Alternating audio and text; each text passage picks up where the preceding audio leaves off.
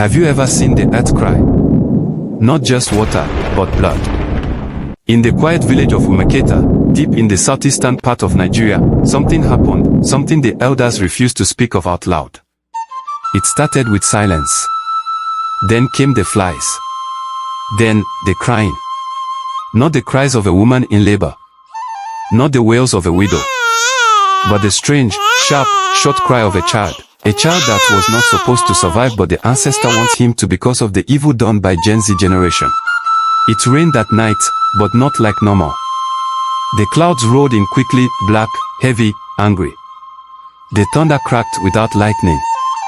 And the trees in Umucheta began to lean, as if they were listening to something underground. At exactly 2:13 a.m., the rain turned red. People would later swear it was just dirt in the water. But those who touched it said it was warm and sticky, and smelt like something that had died. Is it war? Some men asked. Is it juju? Others whispered.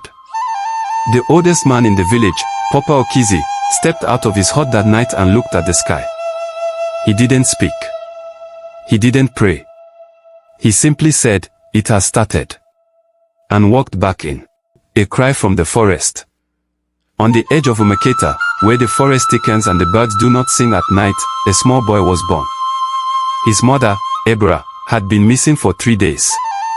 When she returned, barefoot and wide-eyed, she collapsed near the shrine of the ancestors, pregnant. She didn't speak for hours. She just held her swollen belly and stared at the old, cracked idol beside the shrine. At midnight, she screamed. By 2 a.m., she gave birth. And as the child came out, a crack appeared in the shrine beside her. Nobody was there, except the trees. And something else. Something unseen. Something watching. The boy with cold eyes. The child's name was Obina. But the villagers started calling him the child of the ancestors. He never cried like other babies. His eyes were too still, too calm. And when he looked at you, it felt like he could see through you. Ebra swore she didn't know how she got pregnant. She claimed she was a virgin, that she was taken by something in the forest. The elders told her to keep quiet. They warned her, "Do not curse your womb with careless words." But Ebra kept saying the same thing. "He is not my son. I carried him. But he is not mine." The abominations. As Obina grew, the village changed. The young people no longer respected tradition. Girls danced half-naked at night. Boys smoked under sacred trees. They mocked the gods. They mocked the shrine. Some even urinated on the idol. It was said that a boy named Chisholm, drunk on palm wine, shouted, "The gods are dead." This is 2025. 2 days later, they found his body near the river. His eyes were gone. His mouth was stuffed with cowries. And his fingers were broken backward. People screamed. They wept. But still, they did not stop. 5. Obina begins to speak. By the age of 4, Obina spoke like an old man. Not in baby voice. Not in riddles. But in truths. He would sit by the market and tell women their secrets. He once pointed at a pastor's wife and said, "You buried your child behind your house after the abortion. But the land has not forgiven you." That same week, the ground behind her house caved in and revealed a small, wrapped skeleton.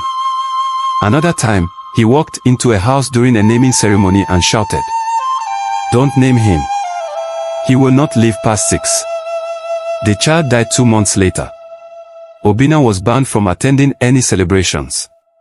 People avoided him. Some called him a demon. But others, they started to fear the land again. The night of the masked visitors.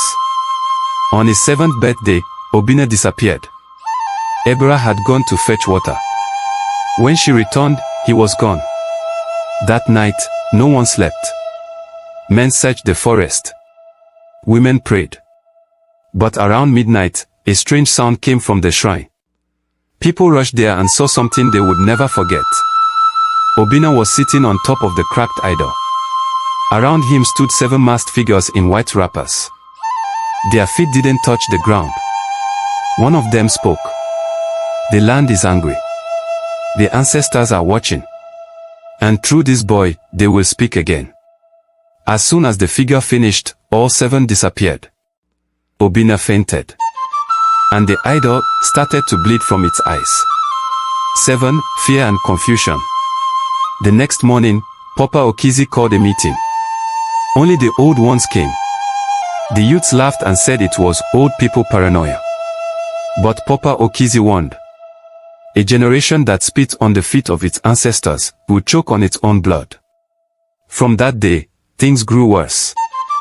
Newborns died after birth. Crops refused to grow. 2 girls ran mad after insulting Obina in the market. One of them kept screaming, "He's not a child. He's not a child. He has no shadow." 8. The mark on his back. One day, a traveling priest came to Umucheta. He claimed to be sent by God to cleanse the land. He demanded to see Obina. Against Ebra's will, the villagers brought the boy forward. The priest poured anointing oil on Obina, then screamed. He tore off the boy's shirt. And everyone saw it. A black mark shaped like a twisted tree. Right on the boy's back. The priest dropped the oil. He ran. He left his Bible behind. Nobody has seen him since. 9. The beginning of the end. Obina no longer played. He no longer laughed. He sat beside the shrine now. Every day. Every night. He drew in the sand. Strange symbols. Things no one could understand. And one morning, he stood up and said, "In 3 weeks, the land will choose who to keep and who to take." People panicked. Many tried to leave the village. But their cars refused to start. Their bikes caught fire. And one man who tried to run. His body was found hanging from a tree. But no rope. No branch. No explanation. Obina's voice has changed. It's deeper now. Older. When he speaks, the trees seem to listen. When he walks, the earth shakes slightly. And 3 times now. He has said the same thing. They danced naked on sacred soil. They poured blood where libation should have been. They mocked the gods and embraced the beast. Then he adds, "This generation has broken the circle. But the ancestors will mend it with fire." The dead no longer stayed buried. It began one humid morning. A woman named Mama Ijeoma walked to her husband's grave to pour libation, as she had done every year. But this time, she found something strange. The grave was open. No digging marks. No footprints. The coffin lay cracked. And the body was missing. She screamed. Men came running. By evening, 3 more graves had opened. People gathered at the village square. Eyes turned to Obina. But he simply said, "They have come. You buried them in silence. But the land remembers their cries. Dead men in the rain." It rained again that night. But this time, it wasn't blood. It was clear, but cold, painfully cold. Like death itself. At exactly 2:13 a.m., dogs began to howl. Not bark, howl, as if mourning something. Then the cries began. Voices. Coming from the forest. Low, deep, calling out names. People shut their windows. Mothers held their children close. But those who peeped saw them. Figures, pale and broken, walking slowly across the village paths. Some had no eyes. Some had no arms. One was headless, but still moved. They walked straight to the shrine. And then Obina's voice echoed. "The ones you killed and forgot have not forgotten you." 3. Secrets of the land. The elders were shaken. They met that morning, quietly. Ashamed. Afraid. Papa Okizi broke the silence. "We must confess," he said. "The land will not heal until the truth is poured like palm wine on bare earth. One by one, secrets spilled. A chief who had buried a girl alive for wealth. A pastor who burnt a child to cast out demons. A midwife who sold babies to city ritualists. 3 hunters who killed a wandering madman and used his blood to bless their charms. All buried. All forgotten. All now, walking. Ebra began to fear her own son. One evening, she walked past the hut and saw Obinna standing in front of a mirror. But something was wrong. His reflection was not standing still. It moved. Slowly. Independently. Grinning. She dropped the bowl in her hand. He turned to her and said, "He says you want to run. But where will you go, mother? The spirits walk now. The earth watches everything." 5 Voices of the forgotten. People began to dream strange dreams. Not the normal kind. Every villager saw a child standing in an open field, surrounded by fire. The child was Obinna. But he was older. Wearing white. Holding a staff made of bone.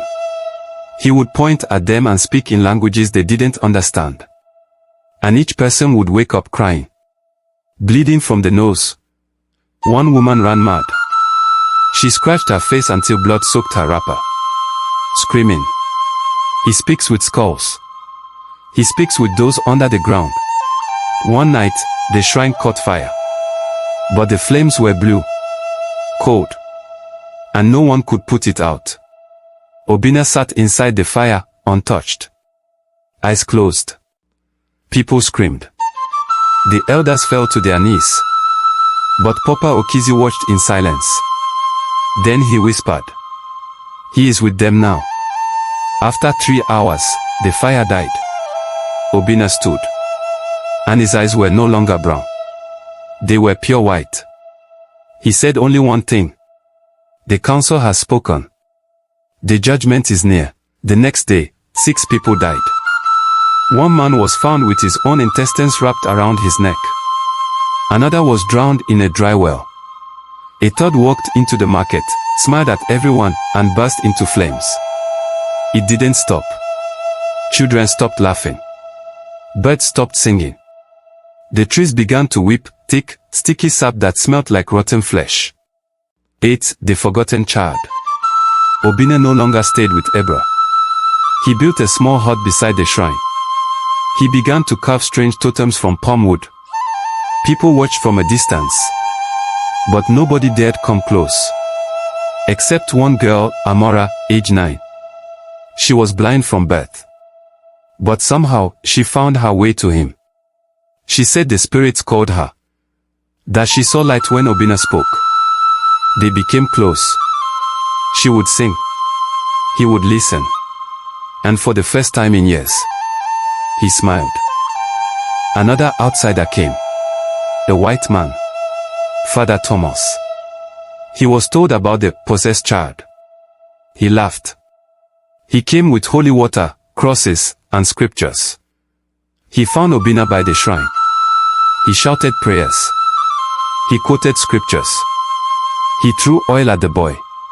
Obinna stood and asked one question. "Did your people not also kill in the name of your God?" Father Thomas froze. Obinna pointed to the sky. A crack of thunder. The ground split beneath the priest. He screamed. And the earth swallowed him. Only his Bible remained. Burnt. 10 Amora's warning.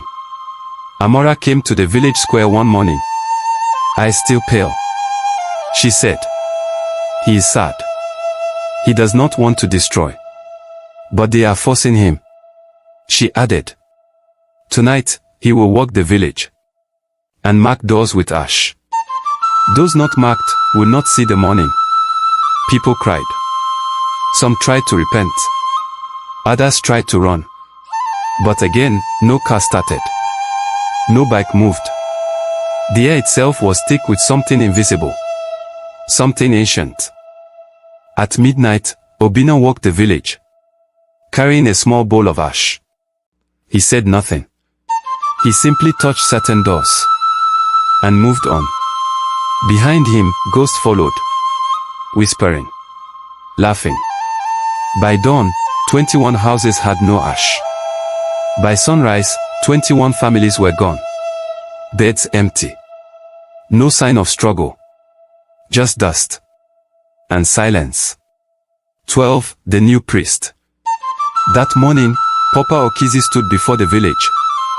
He raised both hands and said, "The child has spoken. The land has answered. And now, the mouth of the ancestors must be honored." He placed a white cloth around Obina's shoulders, a carved staff in his hand, a red string on his forehead. Obina, at just 8 years old, became the youngest priest Umucheta had ever known. His first prophecy. The people gathered, fear in their eyes. Obina stood before them and said, "You call me child, but I am older than the trees. I have walked with those your fathers buried. I have seen what lies beyond the forest of bones." He paused. "The abominations are not finished. The land has more tears to cry. But hope is not lost. If you return to the path, the fire may not consume you." Obina was no longer just a child. Not in the eyes of the land. Not in the eyes of the ancestors. At 8, he spoke with the voice of centuries. He walked without footsteps. He ate only once a day, white kola and bitter leaf. When he opened his mouth, elders bowed. Because through this child, the dead now had a voice. Begin to speak. It began with whispers in the wind. Then came the dreams. Then, the possessions. People would enter trance in the market. Eyes roll. Mouths speak voices that didn't belong to them. An old woman began to chant in perfect Latin, though she never went to school. A crippled man stood up and screamed, "Why did you bury me without my staff? It was mine." Then collapsed, dead. Obina listened to all of them, sat beside each one. And when the spirit left, he would whisper, "Your time is done. Rest." And they would fall silent. Obina asked the elders to follow him to the forbidden forest, the one even hunters feared. He said the final answer was buried there. That something old, something forgotten, had been disturbed. They followed him in silence. Deep inside, they came to a clearing. And in the middle of it was a mound. Not a natural one. A burial. He pointed. Dig. They found bones. Small. Dozens of them. Children. Slaughtered. Sacrificed. Papa Okizi fell to his knees. "The sins of our fathers were never washed," Obina said. "And now the land bleeds from within." To fix the land, Obina gave 3 instructions. Silence for 7 days. No music. No celebration. No laughter. Sacrifice of truth. Every person must confess their hidden sin. Blood for blood. The guilty must pour libation at the shrine with their own hands, cut palm, not another's. Some obeyed. Some refused. Those who refused began to wither. Their skin dried. Their mouths sealed. They walked the village unable to speak or eat. They begged with their eyes. Obina only said, "Even silence has a price." One evening, a strange woman entered Umucheta. Tall. Barefoot. Face covered. She walked straight to the shrine and spoke in a voice that sounded like thunder and whispered together. "The boy speaks truth. But not all truth has been told." Obina came out. He looked at her and nodded. "You are the one who watches from the edge." She removed her cloth, and her face was empty. No eyes. No mouth. Just skin. But still, she spoke. "I am the keeper of broken covenants. And this land once made a vow and broke it." Obina asked, "What was the vow?" She replied, "That no innocent blood would ever touch sacred soil. But now, the ground drinks daily." Then she vanished. That night, water came. But not from the sky. From the ground, houses sank. Roads disappeared. It was as if the land was vomiting what it once swallowed. Bones floated through compounds. Old charms. Rusty knives. Infant skulls. People wept. They held their children. They begged Obinna. But he said nothing. He only watched. Ebra, his mother, knelt before him. Her eyes red. Her body tired. Obinna, my son, what do you need from us? He looked at her and said, I am not your son. I was only born through you. But I was sent. She wept harder. Then take me.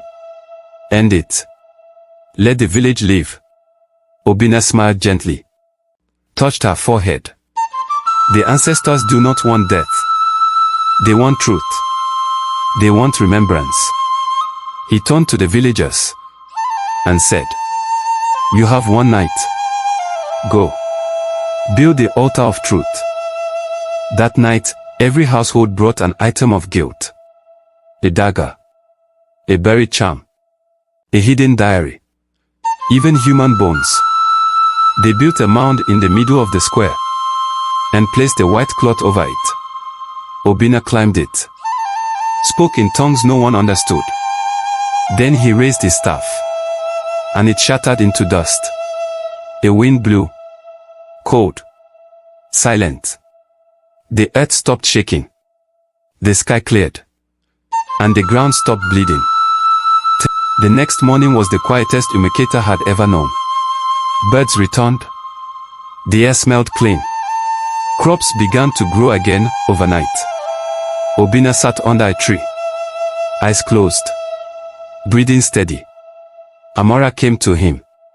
She said, Is it over? He nodded. For now. She asked, What happens next?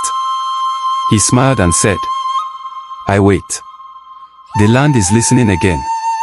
And when it needs to speak, I will be here. Obinna lived quietly. He aged slowly. Some say he stopped aging altogether. People from other villages came. Not to ask for riches, but for cleansing. For truth. He never asked for money. Only for silence. And sincerity. He became a symbol. A reminder. That the land hears. The ancestors remember.